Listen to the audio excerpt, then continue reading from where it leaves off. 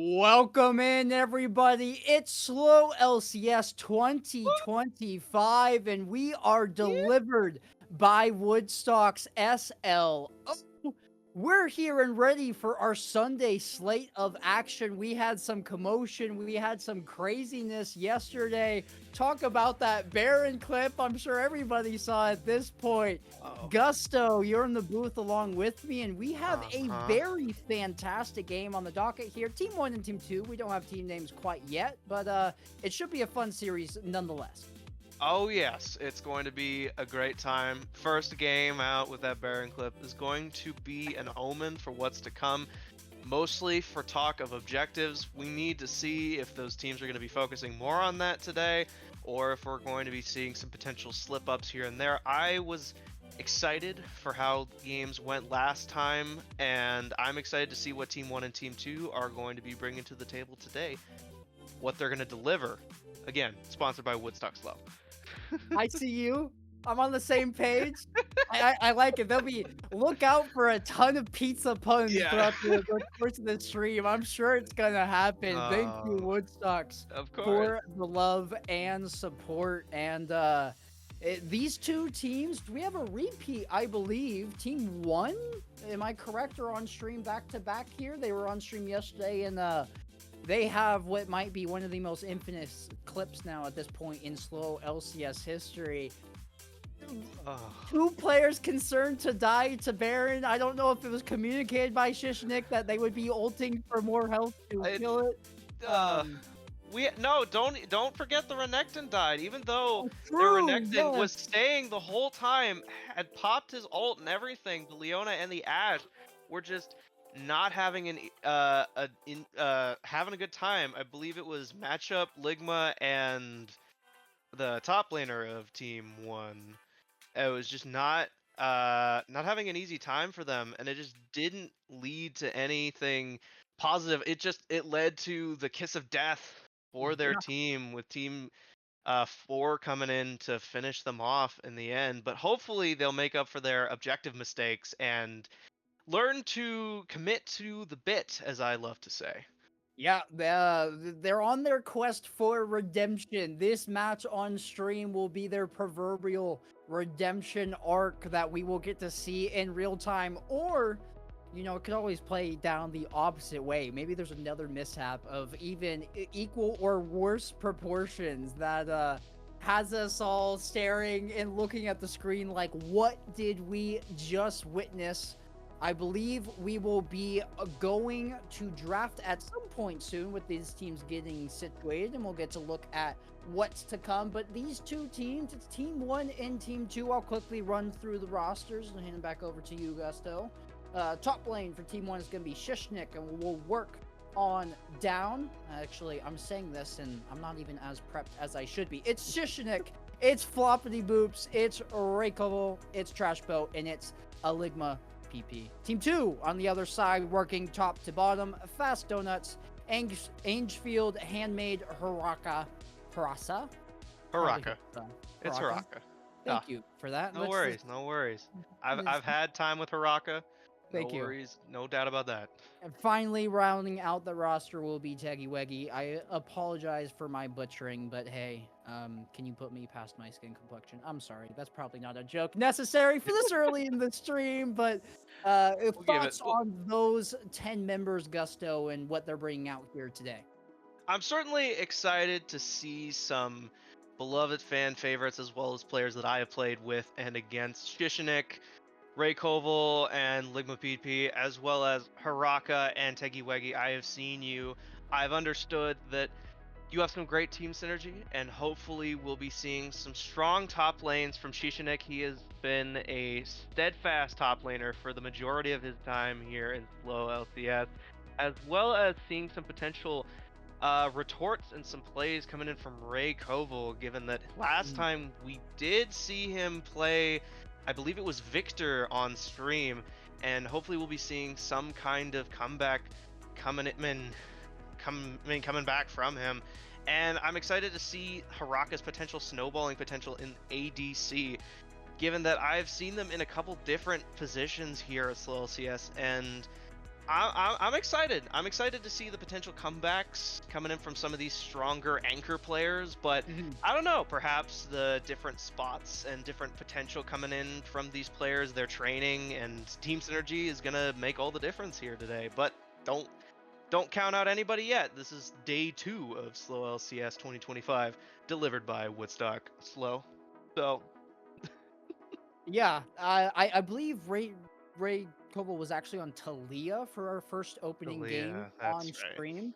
But you bring up a really good point there. Regardless of there's teams coming together of such wide berths of ranks in league that getting that synergy and who can start firing on all cylinders as a team first is typically who's going to be set up for the playoffs, because there's only so many weeks that we have to play together. You have to gel, you have to click sooner Hmm. rather than later. And Team One already having their fair bit of woes there. I don't know how many times we're gonna reference this Baron clip. It's just too good. It's too good to It's not it's bring up. it's too good. Too good. The It'll remain there for some time. It's a warning and a laughable moment for Yep. all of Slow LCS 2025.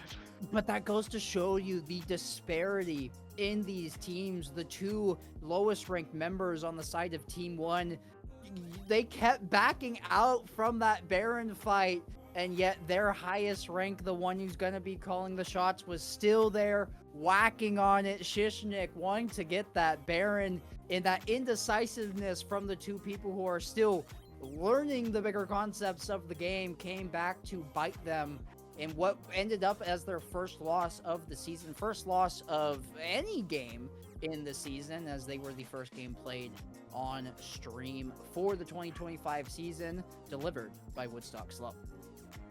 Yeah, and hopefully we'll be seeing just what kind of mindset each of these teams are going to have coming into this game, in this game 2 for most teams. But I'm excited to see if there are any potential bans or high priority targets, and maybe we'll be seeing some fan favorite choices here. So we do get to flick on over to the draft. Team 1 on blue side, Team 2 on red. And I'm just going to take a second to absorb everything in here too. The team 1, very clear and obvious front to back team fight. And I'm not sure, that's probably a Maokai support, I'd assume, with the Zac jungle. Although there is a world where they can swap that around. But that Maokai ult, the Ashe ult as well for picks coming through. Ashe will have a lot of protection through that Zac and Maokai, and Gwen, her work will be cut out for her. She's really the designated person to get through this Zac and Maokai, but there is still a lot more room for individual mechanical outplays on the side of Team 2 with their draft and more of a split push mindset with that Kled and Silas pick. I'm certainly interested to see where their mindset was on both sides with what certain bans or worries were coming up. It seemed like there was a decent spread of worries for the jungle, for top lane, especially on the side of Team 1 banning both Udyr and Hecarim against Team 2, as well as the focus more on offensive capabilities on Team 2 versus Team 1, who will need to focus more on offensive pressure on the side of their Ashe, their Syndra, and their potentially their Gnar, depending on how much snowballing they'll do. Maybe they'll go Heartsteel closer, or maybe focusing on Triforce. I'm not so sure, but I'm excited to see what these two big beefy potential jungle tanks are going to provide for Team 1's offense. Yeah, and I don't envy Team 2 by any means. You're looking at that Maokai, you're looking at that Zac. The Maokai or the Bramble is going to rush forward. You're going to get rooted. And if you're in a clump, that Zac ult as well, the consistent knockups, that is, regardless of the CC of how effective it is, there's a factor of how annoying CC can be to get in the heads of the players. I know Oh, if you're no. off your mental game, you can get frustrated by that rather quickly.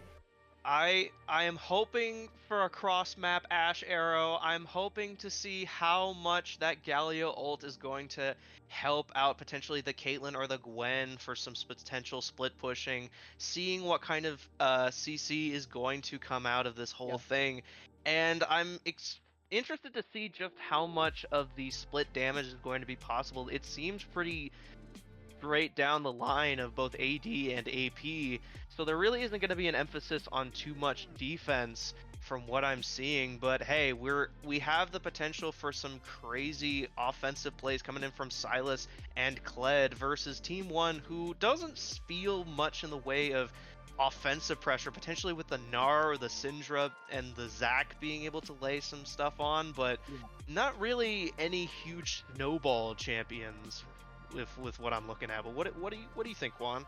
No, I completely agree with you. They're playing for a well-organized fight, and I do want to point out the emphasis given by Team 2 to their top and mid laners. We have 3 top lane bans and 2 mid lane bans, technically 3.5 top lane bans if you want to count Cass for that category. I know she can. It's not commonly picked, but it shows you where their priorities lying here early with that Gwen jungle coming through, who they will be playing for, looking to get the Kled and Silas up early. And I think it's a decent game plan. If they can win through the sides, win through the split pushing, it gives a lot more flexibility to not be forced into these team fights where in the draft comps alone, the ultimates on Team 1 are more effective in that arena. And I'm interested to see where the mindset was of who here is going to be the most underestimated, who's the underdog, who is going to be potentially seeing some of those picks. And that reminds me of underdogs. Who is going to be putting their channel points up? Who's going to be making these predictions? Seeing which side is going to win. I've already seen in the chat talks of Sejmami coming in, of the classic Sejuani jungle plays that have been made in the past of SLOLCS, as well as some stuff going on for one of the crowd favorites, Ligma, just coming in. Put your points down, predict who is going to win this game to start. There's some gambling on the line. Get that gamba going. See if you're the recipient of who you're putting your channel points on. And we should probably do the same. We gotta put our money where our mouths are here, Gusto. I'm gonna pull you into it. The liberty that we have as casters in the booth, we sit on this throne. Whatever we say goes. Even if we are wrong, that's where caster curses are born. That's where we can give these ridiculous predictions, and when they come true, claim that we are an all-knowing master of League of Legends. When they don't, we can just say unlucky, and nobody's the wiser. So I know I'm roping you into this, but I will throw it your way first. If you had, based off of draft and who's piloting these 10 champions on the Rift, where are you putting your money into for this game that we're seeing on stream between Team 1 and Team 2 as the first matchup we'll see? I'm always a fan of an underdog story, as well as some potentially stronger picks. I would say that in terms of players and from overall experience, as well as what seems to be going on in the predictions right now, Team 1 seems to be more in favor with some of their picks. I understand that Shishinik and Ligma have been 2 of the more renowned players amongst the crowd so far, but I feel as though with what champ choices have been made, I want to say that Team 2 seems to have a stronger potential comeback.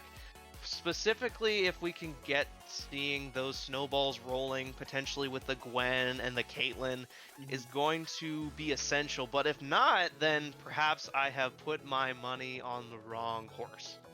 Hey, look, 99% of gamblers stop before they win big. So don't you dare stop here, Gusto. Even if you aren't on the winning side of this channel points victory. For my own personal comeback story, and maybe to play devil's advocate to my co-caster here in the booth, I wouldn't be a good caster if I didn't take the other side. You gotta have some sort of animosity going in here, something at stake. Of course. I think I'll take Team 1. And my reasoning is this. they got embarrassed and put into the SLOLCS history book with that Baron clip that directly resulted in their loss.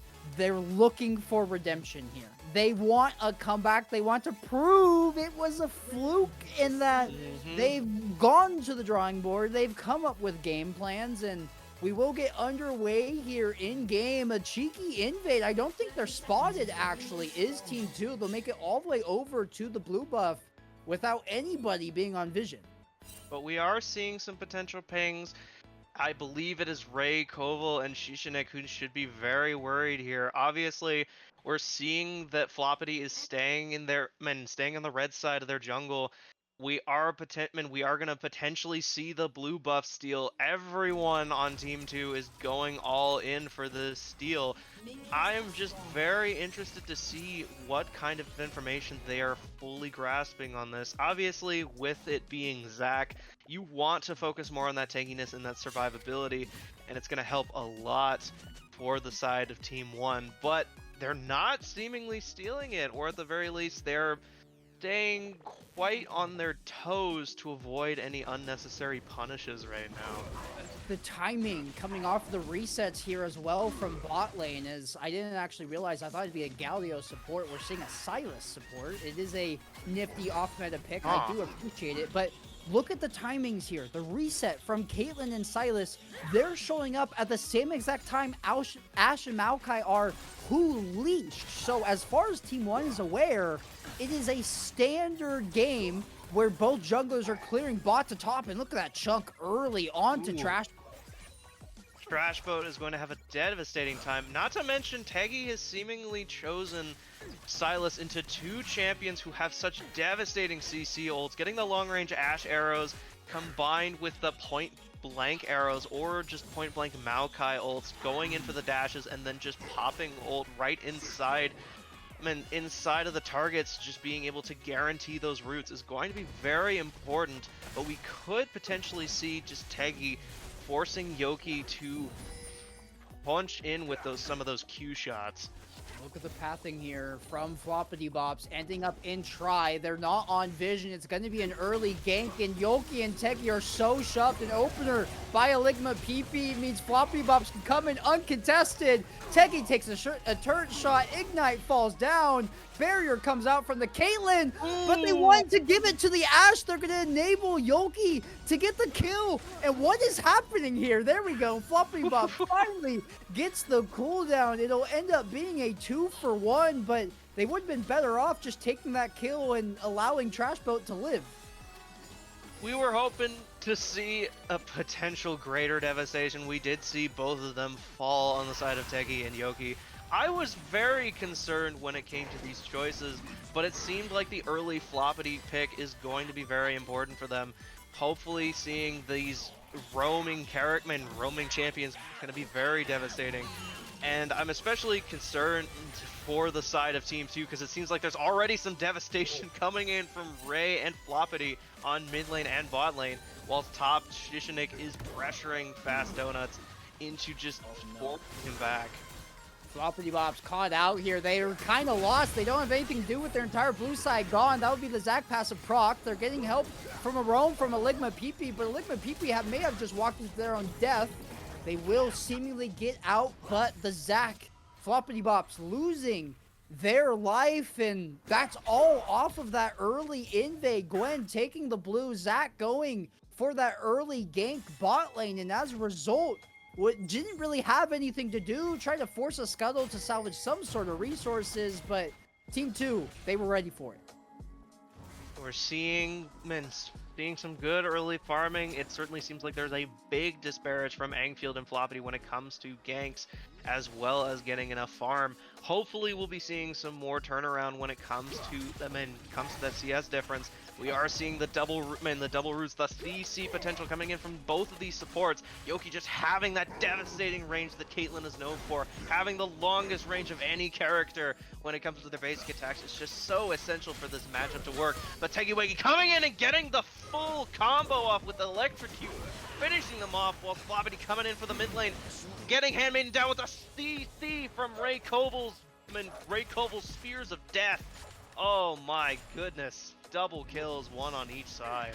Yeah, Team 1 able to salvage that a little bit. The sequence we're seeing out of Team 1 bot lane is a little bit interesting. Trash Belt stepping in front of Enigma PP, not once, but twice. The Maokai playing behind their ADC. They need to get on the same page about that so that Maokai can at least peel, or that Trash Boat isn't getting hit by every single Silas chain that gets thrown their way. The Gwen gonna be able to grab that dragon in the corner of Team 2 and look for an invade as well. I think they're spot on vision. There's a ping that came out on Raptors, but Zach seems like they're happy to let that go. They're gonna go check Team 2's Raptors of their own and look to trade for grubs potentially. But Zach, did they get spotted out by Handmade there on the Galio? I don't Potentially. think so. The Handmade did not give any sort of character adjustment, so Zach trading his Raptors for the oppositions, and might get collapsed on here soon if they decide to get greedier and go for more.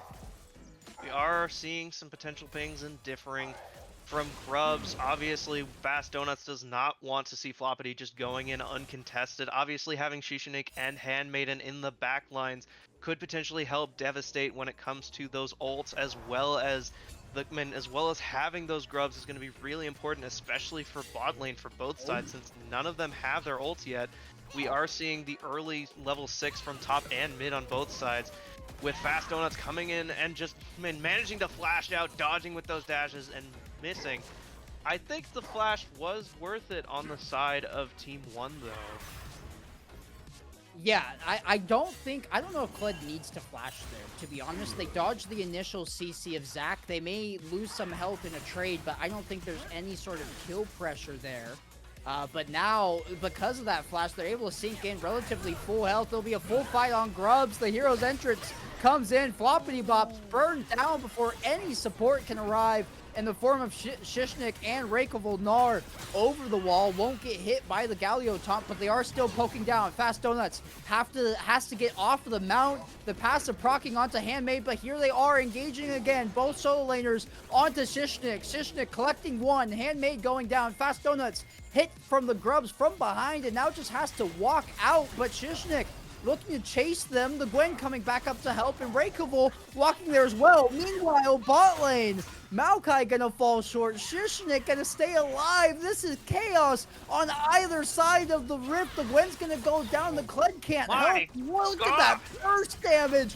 Teggy Weggy now chasing down the Ash. Gets a flash. It is cross map action, and at the end of it, I don't even know, was that 3 for 3? What happened? What's the end result?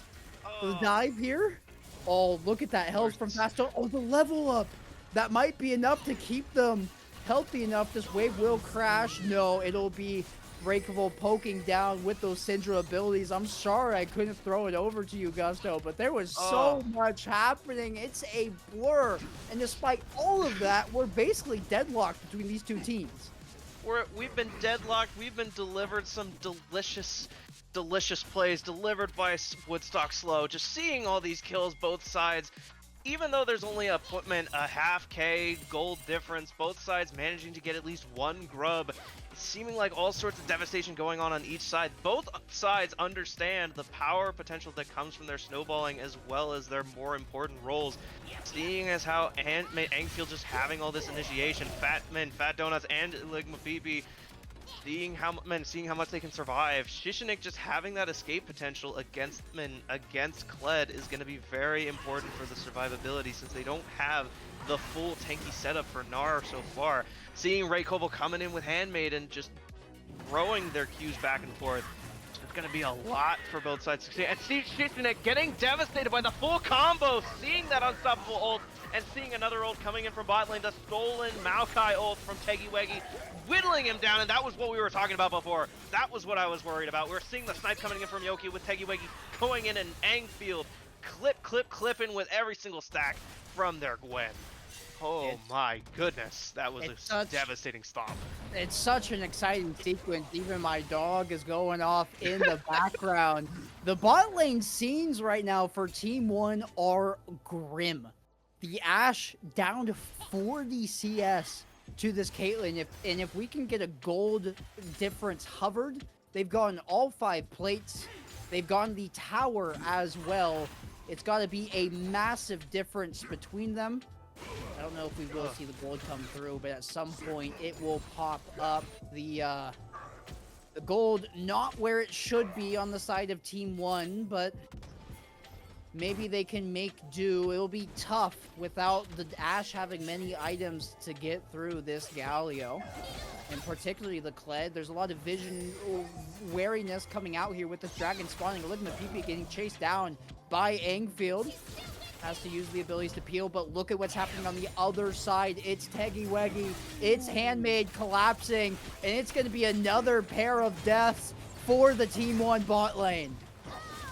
Oh, so devastating. Teggy Weggy's able to dash in, get those ults, seeing the flash coming from Engfield, but Ligma PP just getting forced into the bottom island, not managing to land any of those kills, getting so close to finishing off Engfield, but it's just not enough. Without that level 6 coming in from Ligma PP, it's just not gonna help him escape, and it's just gonna be devastating. Seeing those over 1,000k gold differences, 1.5k gold differences in the case of bot lane, but the only thing I have to say is that we're really wondering if Ray Koval and Floppity are going to be able to make some of these comebacks, because it feels like Shishinik, even though he's in his island 1k difference from Fast Donuts, isn't going to be enough to stabilize against 5 kills worth of differences, 1 grub over, and also having a dragon on their backside. The pressure's definitely on. This is the balancing that we get with these teams. A very strong solo laner side for Team 1, but it's traded off with the bot lane scenes that we're seeing right now. So, Rakeable, Floppity Bop, Shishinik, the ball is in your court. You gotta get your team back in this one. There is posturing around this dragon. Look at people looking for an engage. They aren't level 6 yet, and their only help comes in the form of Floppy Bops, who's trying to help out, but just has to watch their support in Maokai get slain by Handmade. A little bit overzealous there by Ligma PP. Not enough support to chunk through those two frontliners in or the damage burst through Teggy and the frontliner in Handmade. The second dragon going over to Team 2, and it feels like the deeper we get in this game, the more snowballing Team 2 is going to begin to get. And it's also unhelped by the fact that not only are they gonna get the chance to get tier 2 boots, seeing a second dragon and a potential mountain soul, but it may not even get to that. But we are seeing a team fight. Engfield getting smacked by Ray Koval, getting finished off by Shishinik, seeing all those orbs with the ult coming in from Syndra, just her point and click devastation coming in from her ult. Teggy Weggy getting slowed by Shishinik's Mega Rock, getting sniped and hit from Yoki. Just those chunks are going to be important, with Fast Donuts needing to go back to it and missing the ult from Shishinik. You hate to see that happen, but it's not like Nara can't just charge it back up. It's gonna be a devastating time for Team 1, especially when they're not able to single out targets like Fast Donuts. It's just a tough time, you see. Yeah, they were able to get a play back in their favor. I believe it was Rakeable coming away with that kill, and that's what we called for, right? We need those solo laners to be the difference maker. They set up an ambush in that river bush just before Grubs, wrapping around that center wall. Get the Gwen, burst down Engfield, get more gold into the Syndra. She should be difficult to handle in these future team fights, but that's assuming the Caitlyn or the Silas can't get on top of her. This Silas, interesting enough, I'm shocked by the Blood Song support item finish there. I can understand the logic, but I feel like the AD item as opposed to the AP, or even taking this in the form of the Guardian Shield, would be better, but Teggy may have more knowledge of the support Silas pick than I do.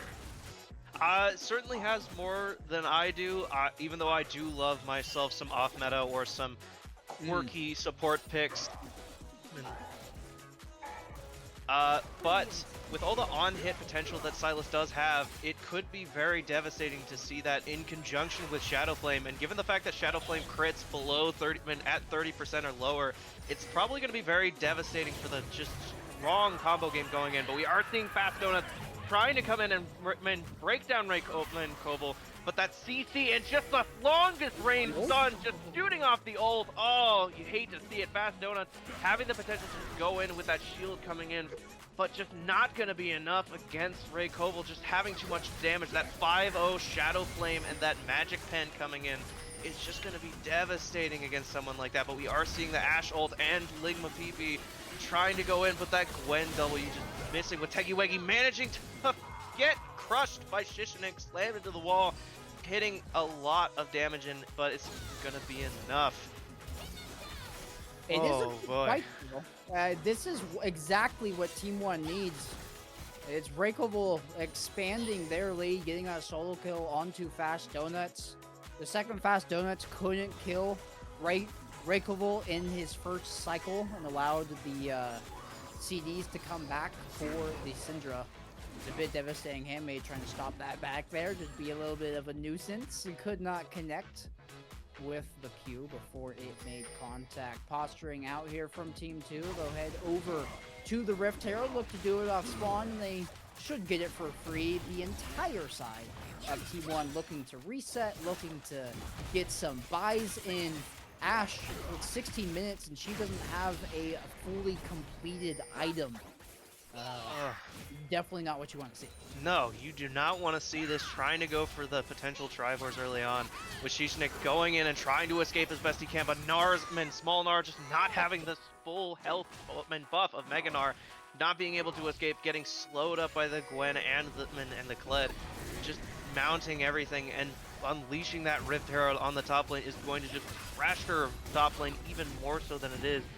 Even with the slight, even with that 60 CS difference coming in from Shishinik and Fast Donuts, it's not going to be enough with the Gwen 5-2 getting their main strong item of Gnasher Tooth and potentially building it to Magi's, and it's just going to be devastating. And we're potentially seeing a Rabadons going on Engfield, just making them so deadly with their Q stacks. And what's very difficult if you're on the side of Team 1 with how poorly bot lane went. This Caitlyn, Yoki has so much gold in them right now, and yet the Gwen is almost equally as fed. Once that Rabadon's finished, you can't exactly spec into one resistance or the other. You have to buy both, which just delays your tankiness so far, unless you want to rush something like Jack Show, which would be fairly inefficient this early. Not ideal scenes. A fight's gonna come out. This is a crucial Dragon, setting Team 2 up for the soul point, or Team 1 buys them some more time to scale and get some more gold in their champions. It'll be, here's the ult coming out from Ligma PP. It's gonna catch the Galio, catch the Silas on the top end, but there's no follow-up. The Silas gonna answer with the Maokai ult of their own. It completely halts the offensive, and now here comes Fast Donuts on his steed, and it is one domino after another. They get for Shishinik, trying to not make it 5 steps back into the taunt from Handmade. I will believe they will get out, but it's 4 unanswered, and the Dragon secured for Team 2. These objective plays, what we were talking about before, these objective plays are going to be very devastating against Team 1. They haven't been able to land much of anything beyond the 4 Rutman Voidlings, but we are seeing Shishinik trying to finish off Fast Donuts and managing to get it off with that ult, hitting them with the rock and the reset easy from the Q since they were able to pick it up. Tegiwegi and Yoki just whittling down Ligma PP, not having really any defenses to go against Yoki. Like you said, you can't split up those defenses very easily against Yoki and Tegiwegi. It's just going to be so much devastation from both AP and AD. The crit damage, the powerful Magic Pen. It's just devastation across the board on both sides. Somebody on Team 1, we might want to have a conversation about Ligma PP having Winter's Approach first and not having a fully stacked tier. Slightly concerning. Yes, very not much. Not the most concerning, but you don't get the effects of Fimbulwinter with the unfinished tier. Might want to delay that purchase, get some other takiness in you, but at least it is a finished item, and for a champion in Ligma PP that is level 7 to Tegiwegi's level 10 on his counterpart, it You gotta, I guess, be efficient with your gold because it's gonna come sparingly now that that support quest is finished. Hard posturing here from Team 2. They already have all 5 members all around Otacon. Shishnik recognizes this, just gonna use the TP and look to make some sort of cross-map play. They gotta get gold somehow, and Shishnik hoping to knock down the towers. They're just gonna give the Otacon over. The devastation coming in, seeing Teggy Weggy and Ligma PB trying to deal with the vision, but with Mentegi just having the greater initiative, being able to go in and potentially just devastate Trash Boat or Ligma PP, just getting the Ash ult and just getting withdrawn, immediately getting devastated by the Ash and the Maokai, managing to break it down. It's so interesting to see those 1v1 moments. Angfield getting singled out, Floppity and Ligma just managing to corner them entirely with Raykoval coming in and just managing to land those strong AP hits. This seems to be the field that they need to go down. They need to allow for the strong AP potential coming in from Raykoval, as well as those 1v3 moments where they can just single out targets and just crush them. This is what we need to see from Team 1 right now. Yeah, the staggering from team number 2, I understand you all get GA courtesy of the voracious Otacon that came through, but that is a decent chunk of gold handed over to Team 1 for relatively free. You didn't get a whole lot. You got a couple flashes and some ults, but they still get a gold payment out of it. In exchange, they, I think, exclusively got the tier 3 mid. I don't think there's any other objective grabbed on the map, so a little bit of a boon given over to Team 1. They need those at this given stage of the game. They'll take everything they can get, though, as resets will come through. They've gotten rid of the Otacon buff, and they'll live to fight another day. As Shishinik points out in his own chat, they all have lost their revives. Means that they kind of, I would argue they kind of threw them away only for the mid tower, but they could potentially pressure it down given that they only have one more tier 2 tower to deal with, and leaving in the other 2 tier 3s could be important. But considering that they still have time before they can reach Mountain Soul is gonna be important. But Floppity just getting cornered out by Handmaid and Angfield, while Yoki coming in, but he's managed to slingshot himself away, but he's still looking to potentially do something. But I don't think it's quite smart on the part of Floppity, because just Angfield's total AP damage is just so devastating.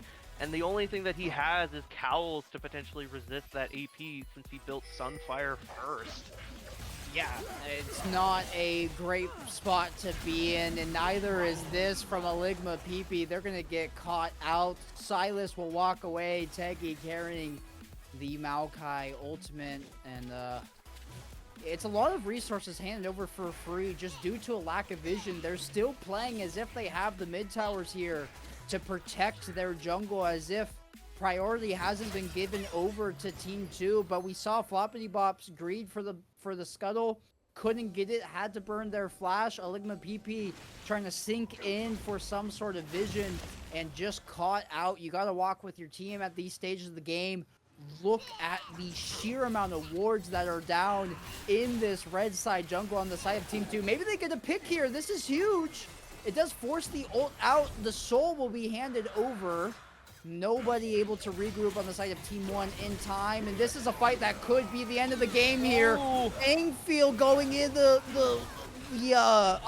completely blanking on the champion name. That's how excited I am about this fight. Raykoval able to snipe one down, but Angfield now tolling line for this team. Yoki free firing in the background. Angfield will go down. Raykoval staying alive. They're actually turning this fight. Fast Donuts trying to do what they can onto Shishnik. A couple flashes out, but Yoki has been untouched. Shishnik gonna go down to the snipe. It's only Raykoval and a Ligma PP left to keep the base alive. They do survive. They won't lose their base, but not a good spot to be in regardless, losing the Mountain Soul. Oh, it's such a devastating pick. even if they were able to capitalize off of Handmaid's death, it just wasn't really enough. They didn't have a lot of the strong plays. We saw that Tegi has the Maokai ult. They were able to slow them down. There really wasn't a lot of angles that they could have got into without Flobbity who wasn't in the greatest position themselves. With so much wards, so many vision spots that they couldn't handle, it was just going to be total devastation on the part of Team 1. And it's just gonna appear to be a potential blowout in terms of objectives coming in from Team 2. That Mountain Soul gonna make them even sturdier, especially Yoki, whose survivability perils on. But we are seeing the double stun coming in from Ray Koval, going in with the Q. Tegiwegi trying to focus on Ray Koval, dodging the Ash Q, managing to finish them off. Flobbity just trying to escape. Not trying to lead into any potential deaths, with Ligma PP managing to get more, only with Tegiwegi, with Angfield coming in, trying to get that 8-piece damage, missing their ult, and managing to barely survive, especially Ligma PP getting chunked by that Ashman, by that Caitlyn Q. It's so devastating to see this, but no one on Team 2 dies, so it is not looking good for Team 1. Yeah, these fights for Team 1, I mean, they're looking, you can tell they want to play for the objectives, but they just have to concede one after the other, after the next. The fights are just on a nail's edge where they're hanging on. The Team 2 can't end, but it's not pretty for Team 1. And I do want to point out there, in that last fight, we saw Tegiwegi on the Silas, 3 levels down to Reikoval, win a 1v1 with the sheer burst that Tegi has. As the support, having that much damage and that much gold in you just goes to show the routing that Team 2's bot lane gave over to Team 1. Trash Boat and Ligma PP, worse for wear in this game. Ashe, only a Kraken and Berserker's Greaves to their name. It's not ideal by any sense of the word. And as they're chasing down Engfield top lane, midfield's getting collapsed upon.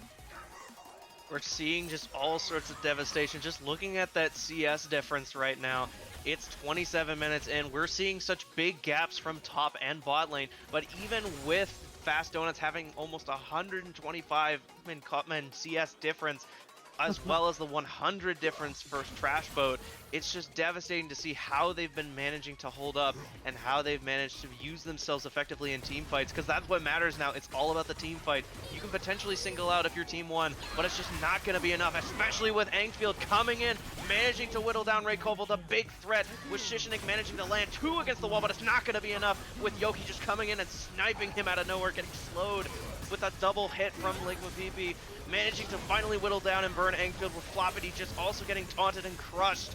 Ligma PP just trying their best to lower the towers, and that is an 8 coming in, and that is going to finish off this game with Team 2 whittling down every last chunk of damage Team 1 had to offer, delivered by Woodstock Slow. Oh my goodness.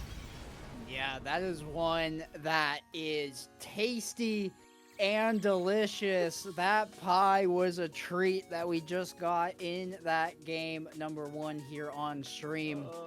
Team 2 looked dominating. They controlled it from start to finish. Their bot lane got them off on the right foot. They were able to snowball that into more gold for their team. They didn't give up any objective outside of a couple of grubs over to the other side, and the objectives alone, discounting the kills, would have been enough. When you get 4 straight dragons in a soul sweep, you collect the Baron. It's a recipe for success. Team 2 showing everybody how it's done here in our first game for today's Sunday slate. Such a devastating start. I believe in their underdog appeal. I saw that they're some of their stronger picks. Certainly solid choices, managing to edge out every single dragon. Getting those 2 Void Grubs early on may have screamed that they weren't on the strongest end of things, but their team synergy just works so well, even with those CS differences coming in from top lane and mid lane. Seeing how Ray Koval just managing to act as the main carry for Team 1 kind of screamed that they needed to work together as a team in order to overpower them. And with those CS differences and the CC differences, especially coming in from Tegiwegi landing multiple Maokai ults on the team fights, and the Handmaid coming in with a lot of his ults to get and instigate team fights, it was just so devastating to see a lot of their efforts, especially on objectives, just kind of go to waste. Yeah, well, that's all she wrote for game number 1. We have another one waiting for you on the other side of the book. Myself and Gusto will not be going anywhere. It'll be Team 6 versus, I missed the other one. Let me double. Team 8 waiting on the other side of the break. Grab yourselves a snack, get a drink. You won't want to miss the action. We'll see you on the other side. See you for now.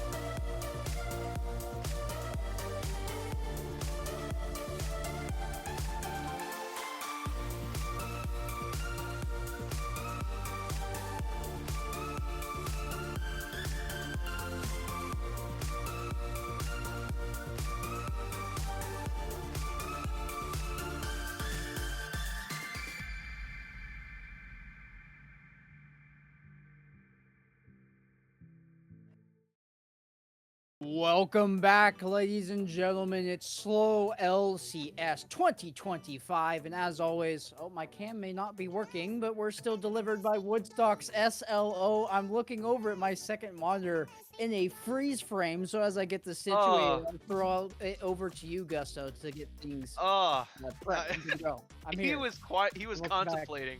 He was contemplating Woodstock slow, just looking at me, just being like, "Well, aren't you gonna say something?" And I'm like, "Yeah, I'll say something. Stop looking at me." But yes, we're coming in for game 2, Team 6 versus Team 8. They have not shown up on stream yet, so I'm excited to see what type of dynamics we are going up against. Team 6, we've got Radiant Pup, Budgie Kras, Gojo, Jubilatory and Comedic Toast versus Team 8, Winslow, Mysterious, O29, Koken, Pika, and Gyarados. So I'm excited to see some familiar names and some new ones. Certainly interested to see just what these drafts have an offer, as well as who is potentially going to come out on top with objectives. That's going to be the name of the game for me this year. Just objectives.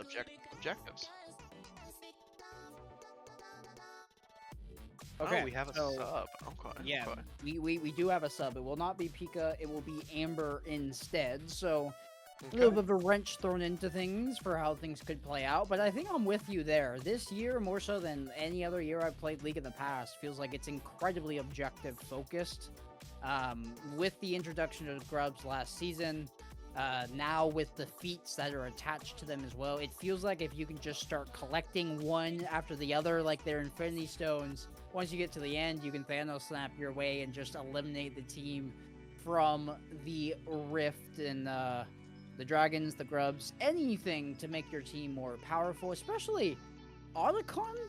I don't know if they're going to rebalance the GA one, but if you can use it wisely, I feel like it is a runaway train. And what can really uncork a game and open the floodgate.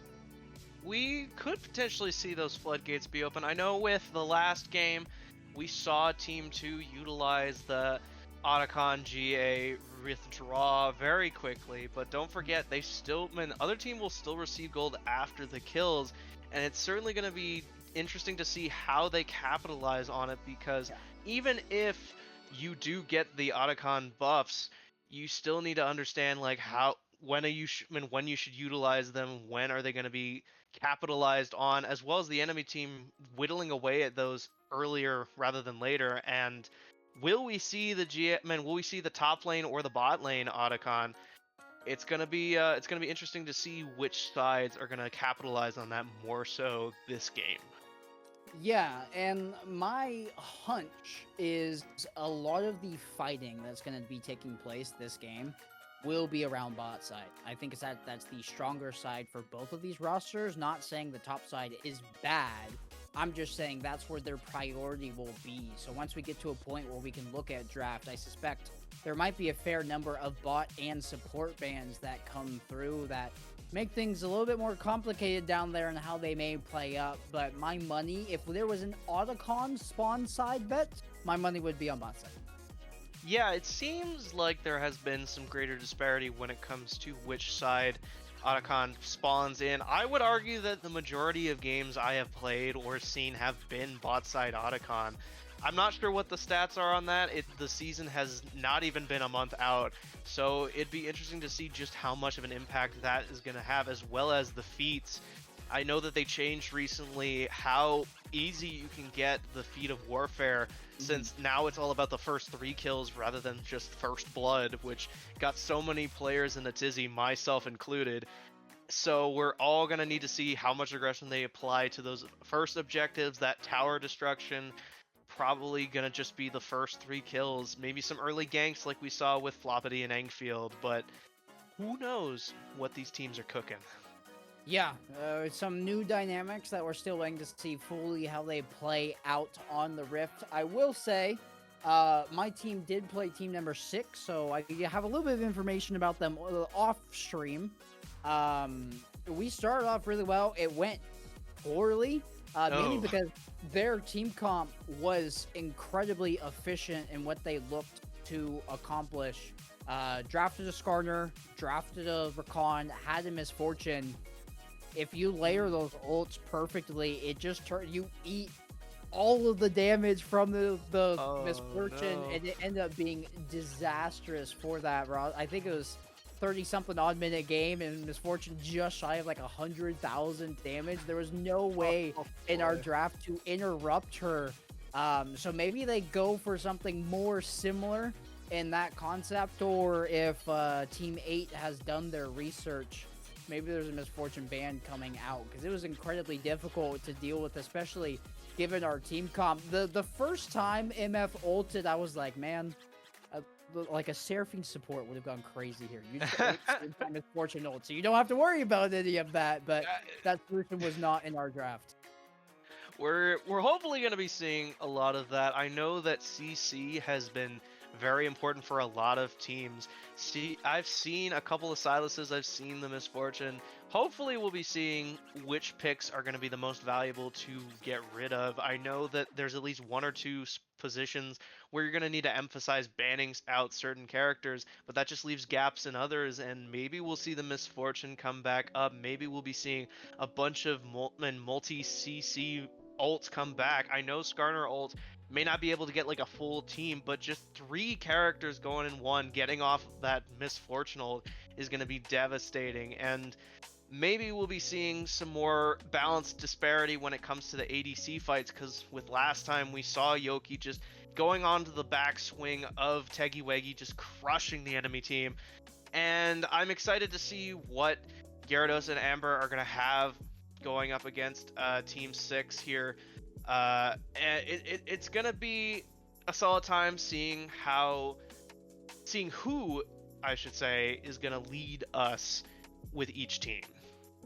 Yeah, you have these star-studded players on each roster. That is typically the way things are balanced around some higher-ranked players. There are a couple of teams that are like nothing but Plat and Emerald players, because that seems to be where things level out in terms of the slow LCS, and it'll be interesting to see. I'm sure there's some deep statistics we could pull if somebody wants to dig into that enough of, like, we just saw it that this last game with team number 1, Shishnik and Koval. Excuse me. Yeah. Thank you. In the top and mid lane, they're meant to be the carries, but when you're bot lane, it's, you hope for them to go like slightly worse than even, but when it's kind of rough to look at and your ADC's down 40 CS only several minutes into the game, it creates a very difficult situation for you to carry out of. So something with a grain of salt to consider when we see these star-studded players be taking the Rift, and everybody's vying for that all-star spot at the end of the season as well. There is the Raising Cane's gift basket to play for the MVP. Yeah. Raising Cane's MVP will raise Cane's to these MVPs. We're going to be seeing them devastate the Rift here today. And I'm interested to see if we have any early fans out there. We saw some in the chat earlier when it came to Ligma PP as well as Justin. So hopefully we'll be hearing some love coming in from Team 6 and Team 8. I am personally excited to see the battle between Gyarados and Comedic Toast with support. Yeah. Being biased support main here, I do Same. love seeing what type. I'm biased with seeing some potential bias off meta supports. We saw the Maokai pick, which was a decently solid one, but the Sylas just acting as devastation, and maybe we'll see something right here, right now. Yeah, we have a full support production booth, and hey, I just want to say this: the majority of captains are support players. I don't know what that tells you about them. About the captains or about support players, but I think there's like 11 teams and 4 of them are support players. So heavily weighted in that direction of the 5 roles. We'll look at the draft here. Caitlyn Renata, really good combo, especially into Xayah Rel. I do like the Renata pick a lot for that bot lane, specifically Victor, just overall strong in the meta right now, going against that Karma. That might just be an AFK. You like handshake the lane Mhm. I don't think either one of them will ever have kill pressure onto the other with the CC and the shielding coming through. The X factor for me this game, I think more than anything, are going to be the junglers here, Gusto. Yeah, we are seeing some fairly solid junglers here with Karthus and Kayn, but don't forget about those channel points coming in. We are seeing the predictions as immediately I saw the channel points of a 32k points going over towards Team 8. No bias, throwing it all in here. Nothing wrong with that, but I am seeing these picks. There's certainly a decent emphasis on strong AP with Team 6 with the Victor and the Karthus picks, whilst Camille and the Caitlyn are going to have some strong AD. Meanwhile, Team 8 does have some big swing potential with the Kayn and the Xayah. I am interested to see how Victor and Karma duke it out. With the Kayn and Karthus specifically, it's either going to be a huge swing with the potential flanks coming in from Kayn against the Camille Renata, since they don't have a huge amount of escape potential outside of the Renata grasp and the traps. But the Karthus may just be able to poke and whittle down most of the offense, because other than the Rel, who can build heavily into armor, I'm not so sure if Volibear should be building into huge amount of health, maybe AD or AP. It's a versatile matchup here. Yeah, it is a interesting comp, and I think timings of a lot of stuff will be a big factor. You have the Renata ult, but you have the Kayn, the Volley, the Xayah Rs that can all avoid that mess, and I'm already imagining the wombo combo that comes out of a Rel ult mixed with a Volley stomping down on top of them, the Xayah feathers collapsing through them. There's a lot of fun angles to look at here. If Karthus can get through lane phase without being bullied out of their jungle one too many times, I think it will be good tidings for the side of Team 6.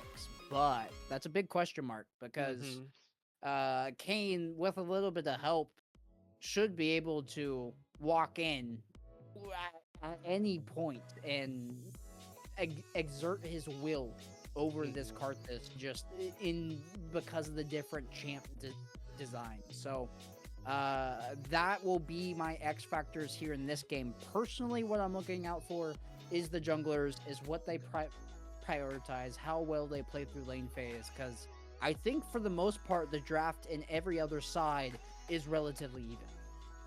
It does feel even. I'm certainly interested to see how much tankiness is going to be built on the side of Team 6. They are pretty squishy when it comes to survivability. You have those you have Victor and Caitlyn potentially acting as these big strongholds for damage, but the real only devastation when it comes to defense is probably going to be Camille with some potential tankiness at the top lane, but I'm not 100% sure. We don't really see any of these champions outside of Camille building into more HP, tanky bruiser builds. Meanwhile, on the side of Team 8, we could see something with the Rel and with Volibear, both of whom could act as big CC sponges, potentially just foaming at the mouth to just take these small immobile champions and just stop them from moving around with the Magnet Storm, with him and with the leaping Thunder Punch. I forget what it's called for Volibear's ult, but hopefully we'll be seeing a lot of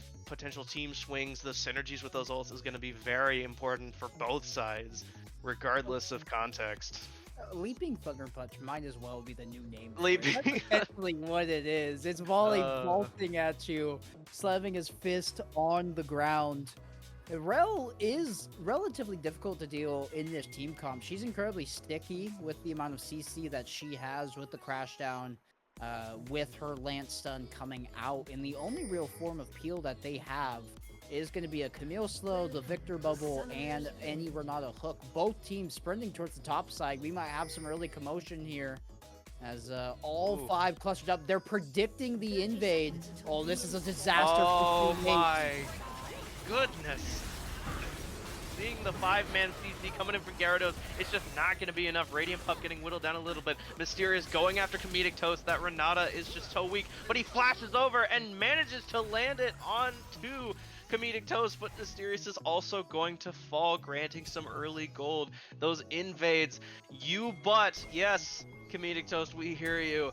It is the early strength of Kayn is going to only get more and more devastating. I think, as not a Kayn player, are we expecting blue or red for this game? Oh, that's a good question. My hunch is blue.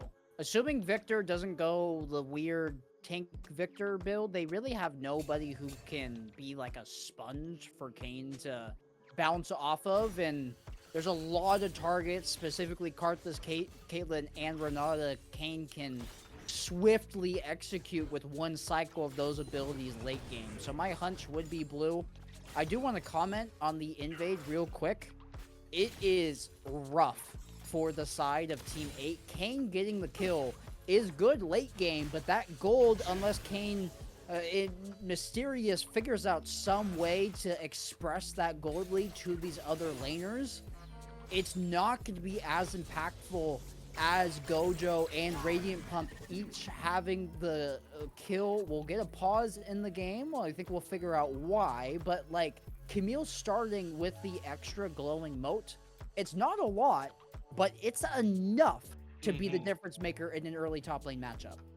It's going to be very important, especially when capitalizing and managing to escape with the grapple, as well as being able to get off some of those shields with Volibear. It's going to be interesting to see what type of dynamic that the junglers are going to have, since not only does Kayn get an early longsword, but it could potentially lead to some more, I don't know how else to put this, but a more cocky mindset on the side of Mysterious, being able to flank and get around, with really the main side that they need to worry about for Kayn is specifically top lane, since Camille just has a lot easier time of escaping or dealing with Kayn, given that she can also get the shield itself for survivability, and we are unpaused. Welcome back. Yeah, the sus watch. Comedic Toast, I'm on to you. They paused in the first minute and a half of our game too. It's the exact same timing pause. Hey, TOs, watch out for account swapping from Comedic Toast. This is... I'm joking. The accusations. I am joking. My stream has paused? Is this just me? No. Seems okay. to be a slight delay, but we're back. Just wanted to make sure. I lost connection in between calls, so I want to make sure my Wi-Fi did not drop here again. Doing my due diligence there. Karthus significantly behind Kayn on this clear. Karthus is just finishing his bottom 3 camps. He actually has to walk back for the big raptor there. Kayn already done with his raptors and killing his red. So something to look out for. Kayn way ahead of Karthus on this finish clear, which either means it's a gank top or a potential invade. We're going to get a clash with both junglers path and top side. Some more trading going on mid lane. Cocken getting poked down and Comedic Toast doing their job on the Renata Glass bot. Are seeing a lot of trading going on from top. That's sort of the way the tug of war going in. Winslow managing to land his E, getting that shield, and Radiant Pup going in back with the grapple, getting whittled down by those minions. She took damage, and those minions are going to be very important in the top lane. That's always something to worry about with a top lane matchup, is understanding minion aggro with your waves, whittling down, because at this moment, Winslow just doesn't really have a lot outside of his W and his bite. But it's going to be interesting to see if we can whittle this down. Mysterious trying to come in, getting off of that stun. Winslow getting whittled down so low, but the shield isn't going to be able to save him with Radiant Pup, managing to get away from any Mysterious shenanigans, whilst bot lane is going off. It's gonna be interesting to see where this all goes. The handshake landing from Comedic Toast, and they'll get a very solid trade onto Amber and Gyarados. It is admittedly a difficult lane to play up until a reset, because Rel is a melee sup into double ranged, and Comedic Toast, they're doing a good job of controlling that furthest bush despite the ward in it.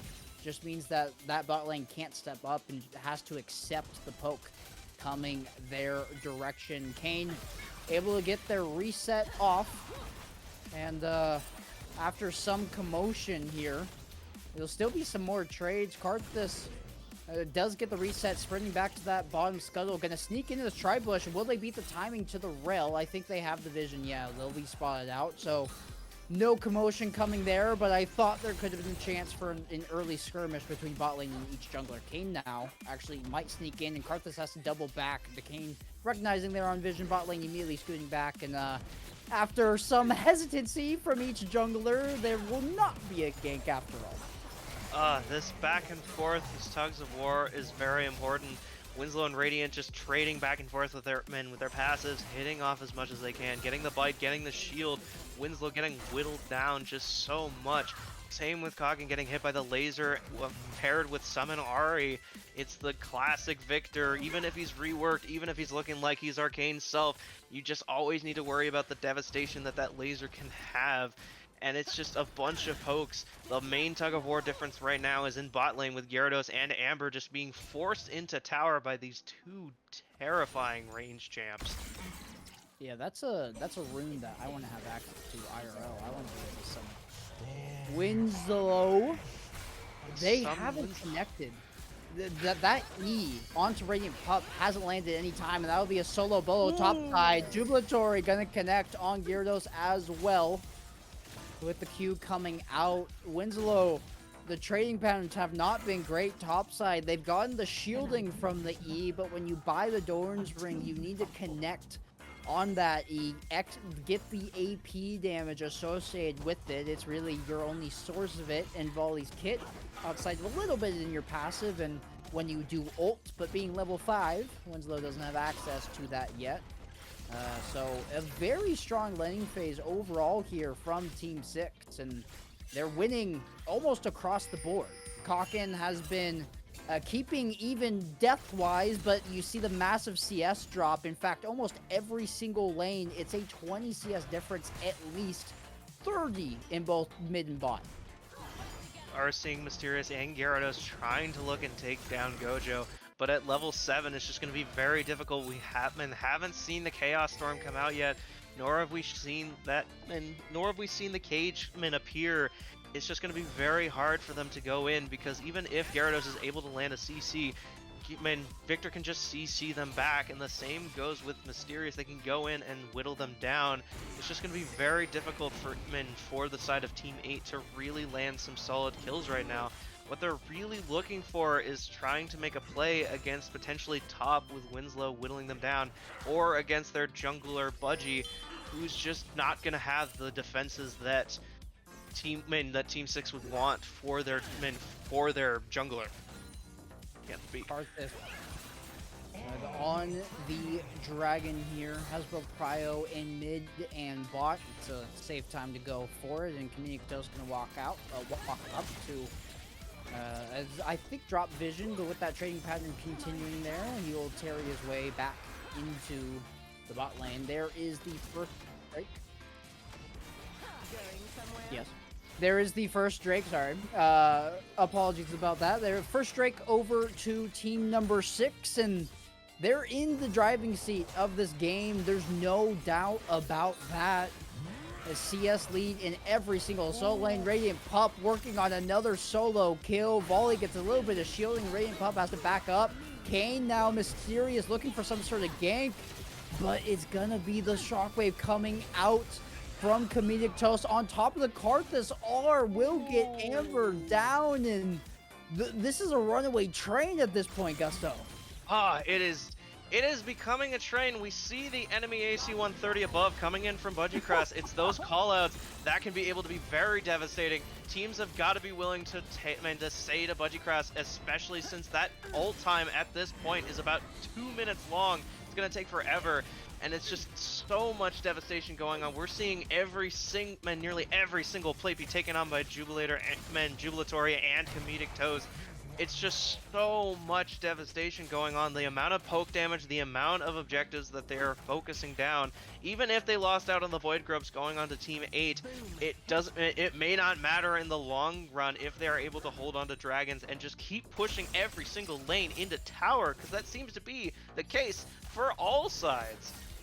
Yeah, I'm admittedly very hard pressed to see a route back into this one. Maybe this could be a start. Mysterious engaging onto Gojo, has Gyarados help, has Kokken sinking in. It's a 3v1. They're going to get the flash out, but there won't be any follow-up before help arrives. So something to note take for the next 5 minutes with that Victor flashing. But with every lane losing, it's a very difficult position to be in for Mysterious. That shield's going to run out at the worst time for Kokken. The Karma will fall to the Caitlyn ult, and the kills continue to pile up.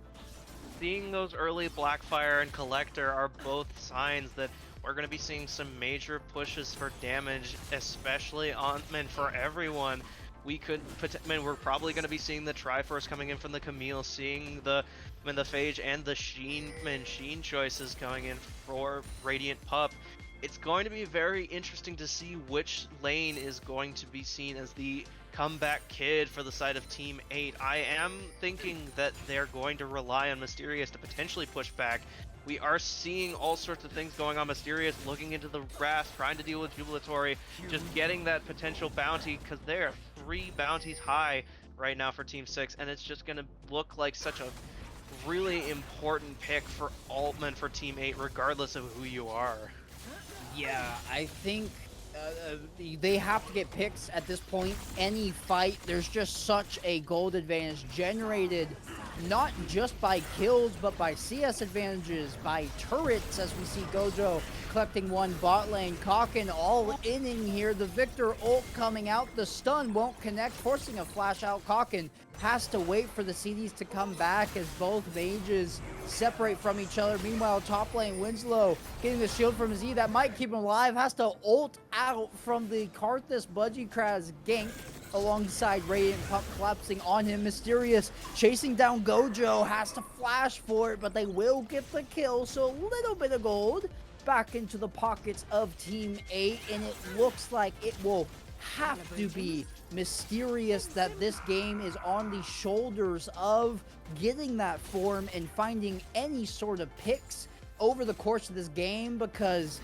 all of his laners are in a very difficult spot right now. They're not in great positions. Seeing Winslow and Radiant Pup going back and forth, it is just a sign of needing to and having these wars back and forth. Even though Radiant Pup does have his full and does have a full item over Winslow, it's just going to be a lot of devastation coming in from the claws and the healing coming in from the Volibear. We're needing Amber and Gyarados to potentially get off those picks. You do predict correctly. We are seeing the blue cane show up, and at this point, it's all going to be about collecting those bounties, capitalizing on the weakened 3v1s, and just collapsing in on some of those weaker players, because now Team 6 has access to tier 3 boots, and it's going to give them just all sorts of advantages when it comes to speed and devastation.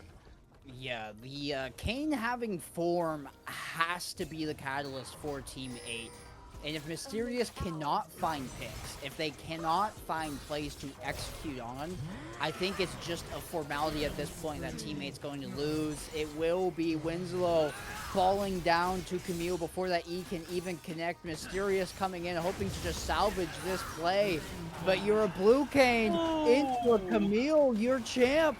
It's not going to be the strength. You see the Comedic Toast pings coming down on the Camille.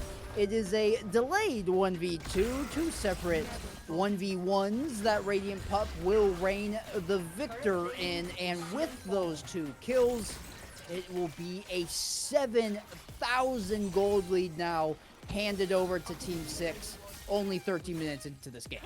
We're looking at these kills and all this gold difference with the CS. We're seeing how much Radiant Pup has been able to push back against Winslow, regardless of how these clips have been going. Seeing Jubilatory having double the CS of Amber is just devastating to the enemy team. Gojo and Kokken just having those huge differences with that Victor laser, leaving them nearly 2 gold difference in mid lane, having nearly a 3k gold difference from the side of Jubilatory is just so devastating, especially when they just can't capitalize on the damage possibilities, and Jubilatory just crushing in on Mysterious. That gold difference, even with the support 1k gold difference, is just so much to look at right now. Gyarados incredibly fortunate that back went off in the timing that it did. Mysterious I appreciate the angles that you are looking for. You are the only person with a gold lead on your entire team, and it's like 100 gold lead at that. It's nothing massive. That is about 8 CS worth of a difference, which is nothing to write home about. What I want to see from Mysterious right now, you can't play front to back. You have to play this blue cane as if you're like a Fiddlesticks player right now. Get creative with where you're looking in for these fights. It is a 3v1 circling down on Gojo. Mysterious connecting on the ult. It'll be a flash away from Gojo. Gonna drop the ult to self-peel him and drop damage as they're running away. And all 3 members for Team 8 won't come away victorious. They'll get the flash, but nothing more than that. And on the opposite side, we have some cross-mapping happening. We've lost the mini-map, but I know it's Radiant Pup on Winslow. And just as we get back over there, that'll lead to Winslow's death. Was Mysterious trying to look over at Radiant Pup, but he's getting collapsed on, managing to get that blast plant, but the Camille grapple just managing to lash on Radiant Pup, as has been said, the Michael Jackson of this Team 6, managing to go over, letting them letting them hit the Rift Herald for free. Gojo split laning. It's just this weaving world of Gojo not really caring if he's getting collapsed on. The combination of the cage and the terrifying Chaos Storm with that Magic Pen and the Blackfire is just so devastating. Even if it's not much to look at early on at level 11, he just has so much gold, so much potential to get even stronger that there really isn't anything that teammate can do, even if it's a 3v1, which is just terrifying, which is just bad for teammates' mentality.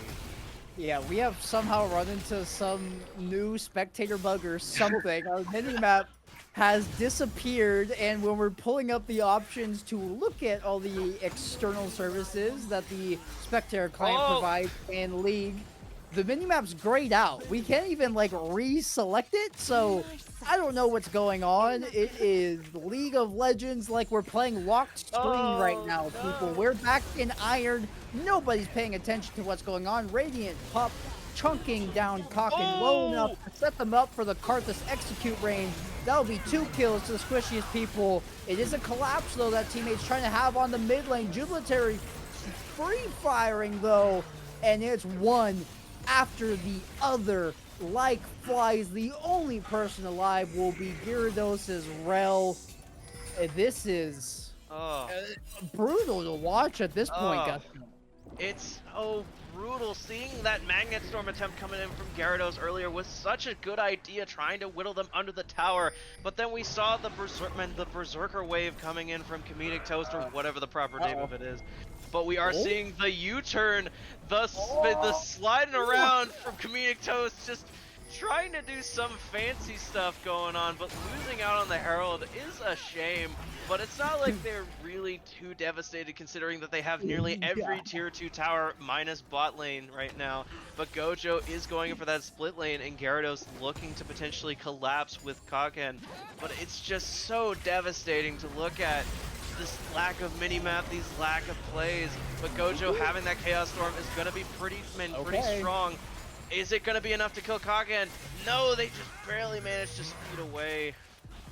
You got to give it up to Team 8 for having hearts. They're still trying to set up plays. They're still trying to make some sort of comeback happen in this game. Chasing down Radiant Pump now. There actually may be a chance. Mysterious has the ult. They'll get it off. Radiant Pump is chunked, but Kokken, after that fight in the Victor, hasn't been able to reset. It's a good proc with the empowered Malignant Q from Karma. Radiant Pump messing up the Camille combo there at the tail end with the flash. So it is a 2-for-1 it will end up being, with a couple of sums burned on either end.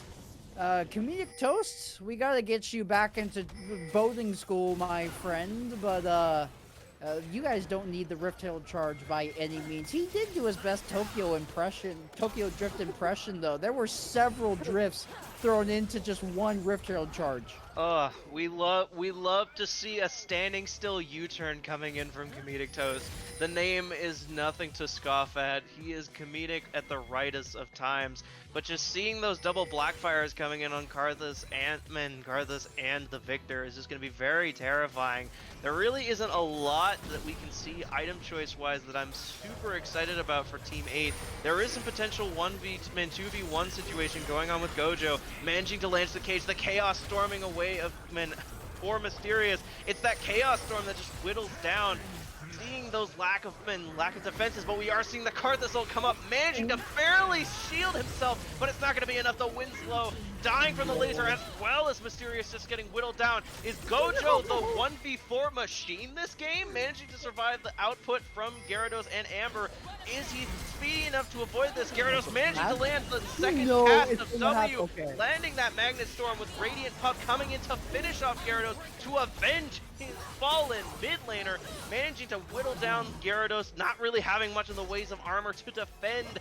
And it's just going to be so devastating. Kokken trying to poke out with Radiant, but Radiant is hungry.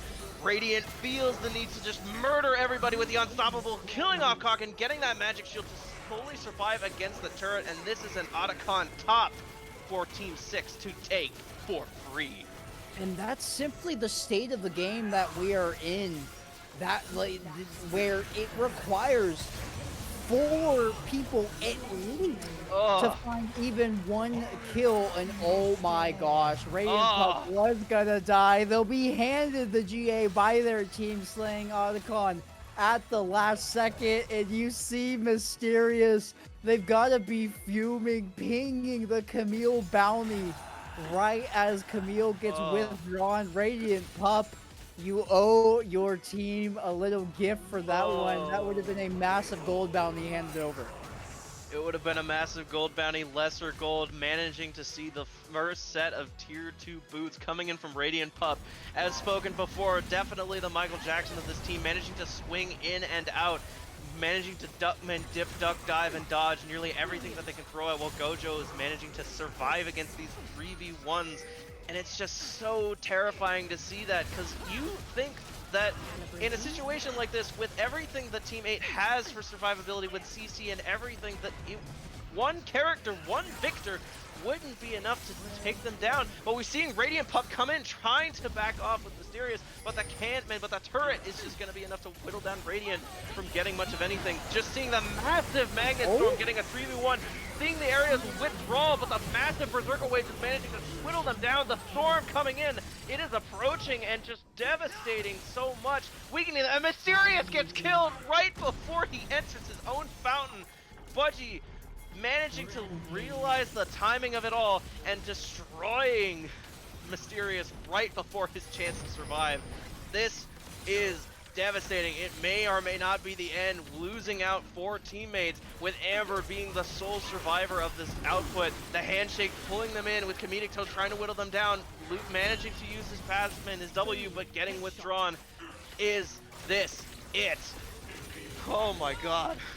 Even if it's not, they're just going to be withdrawn. Jubilatory will get the final auto onto the Nexus. They'll cash in that 50 gold and pocket that for the road. I don't have any other words to say besides that was a route from front to back. They took that wheel. They hit him. They hit him real good. They had him riding the hood the whole time. They thought they could get Gojo, they got Gojo, the passenger. They thought they could get Radiant Pup, the driver. Managing to land all those hits, seeing those Berserker Waves coming in from Comedic Toast, managing to land those big hits. Even with the Magnet Storm coming in from Gyarados, it just wasn't enough. So much potential destruction.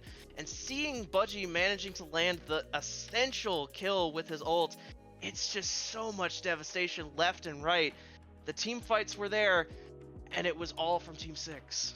Yeah, very difficult spot to be in if you're Team 8, where, in solo duo, those are the nightmare games as a jungler. You just have no lane to play around, no lane to gank for, no objectives to play for.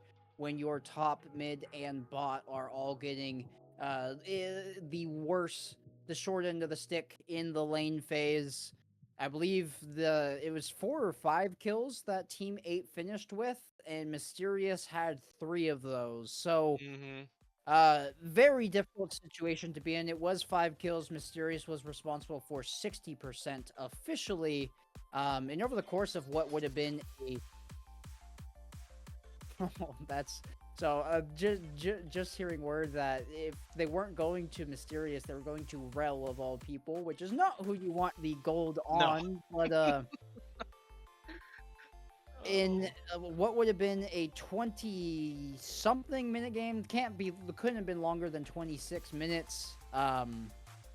Yeah, 23 minutes total. 23. Thank you. I'm not looking at the post game stats right now. Oh boy. They had more than a kill a minute. They had every single objective. That is textbook slow LCS. How you want to play it put on there by team number 6. And after that game they just had on stream, I think they've earned themselves a high position in the power rankings that will be coming our way.